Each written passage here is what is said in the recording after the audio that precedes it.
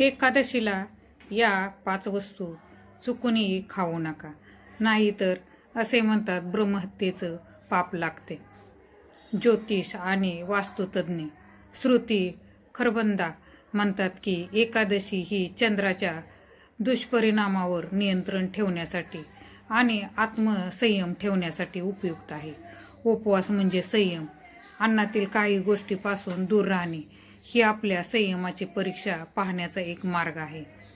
उदाहरणार्थ तांदूळ, साखर इत्यादी पांढऱ्या वस्तू एकादशीला खाऊ नयेत. तुम्ही फळे खाऊ शकता. फळे खात असाल तर तुमच्या शरीरात पुरेशी साखर पोचत असते. वास्तविक उपवासाद्वारे वर्ज्य म्हणजे उत्तेजना निर्माण करणारे अन्न खाऊ नये. एकादशीला कोणत्या गोष्टी वर्ज्य आहेत? तर एकादशीच्या दिवशी चुकूनही भात खाऊ नये. या दिवशी भात खाल्ल्याने पुण्य फळांचा नाश होतो असे विष्णू पुराणात वर्णन आहे. एकादशीच्या दिवशी तांदळात अनेक गुन्हे लपलेले असतात असे धार्मिक कथांमध्ये सांगण्यात आलेले आहे.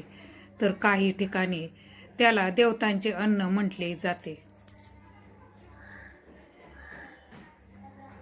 एकादशीच्या व्रतामध्ये पांढरे मीठ खाणेही निषिद्ध मानले जाते. या उपवासात पांढऱ्या मिठाऐवजी तुम्ही रॉक सॉल्ट किंवा फास्टिंग सॉल्ट खाऊ शकता. अनेक ठिकाणी एकादशीच्या दिवशी वांगी खाऊ नयेत असेही सांगण्यात आलेले आहे. तर तुम्ही वांगी देखील एकादशीच्या दिवशी खाऊ नयेत. एकादशीच्या दिवशी दुसऱ्याने दिलेले अन्न ग्रहण करू नये.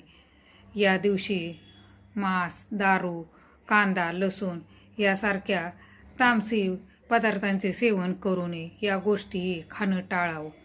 साधू संत एकादशीच्या दिवशी उडीद, मसूर सारखी कडधान्ये देखील खात नाहीत. एकादशीच्या दिवशी भात खाल्ला जात नसला तरी एकादशीच्या दुसऱ्या दिवशी भात खावा, तरच एकादशीचे व्रत पूर्ण मानले जाते. एकादशीबद्दल तिचे महत्त्व पद्मपुराणात आणि भविष्योत्तर पुराण या दोन्हीमध्ये सांगितले आहे. भगवान श्रीकृष्णाने स्वतः युधिष्ठिराला या दिवसाचे महत्त्व सांगितले होते. या दिवशी व्रत केल्यास ब्रह्महत्येसारख्या पापापासून मुक्ती मिळते. तर जरूर एकादशीच्या दिवशी तुम्ही या 5 वस्तूंचे सेवन करू नका.